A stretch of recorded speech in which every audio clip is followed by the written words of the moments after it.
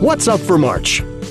Planet-palooza in the morning, a serious look at the dog star, and an evening trio at the end of the month.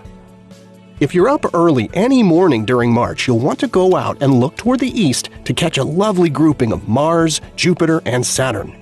The three planets are visible before dawn throughout the month. At the beginning of March, they form a line with Mars located here above Jupiter.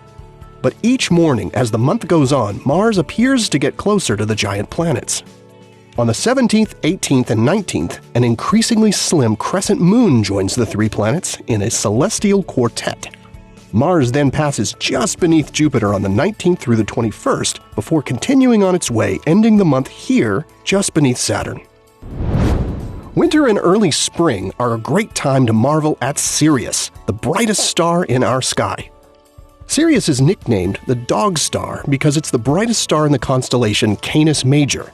The main reason it's so bright in our sky is that it's one of the closest stars to our Sun at just 8.6 light-years away.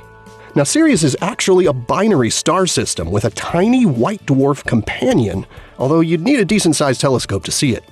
Sirius is super easy to locate. Just face toward the south and look for Orion. The three bright stars that make up Orion's belt point downward towards Sirius. Unless you're in the southern hemisphere and then they point up towards Sirius. NASA's Voyager 2 spacecraft, which in the past few years has begun exploring interstellar space, is actually headed in the direction of Sirius. It'll pass within 4.3 light-years of the bright star in about 300,000 years. Finally this month, on March 28th, enjoy a beautiful grouping of Venus, the crescent moon, and the Pleiades in the western sky after sunset. The Pleiades are one of the best-known star clusters in the sky because they're so bright and easy to see, even in most urban areas. Although only a handful of the brightest stars in the cluster are visible to the unaided eye, there are actually hundreds there, and they are dazzling when seen through binoculars or a small telescope. Here are the phases of the moon for March. You can catch up on all of NASA's current and future missions at nasa.gov. I'm Preston Dykes from NASA's Jet Propulsion Laboratory, and that's what's up for this month.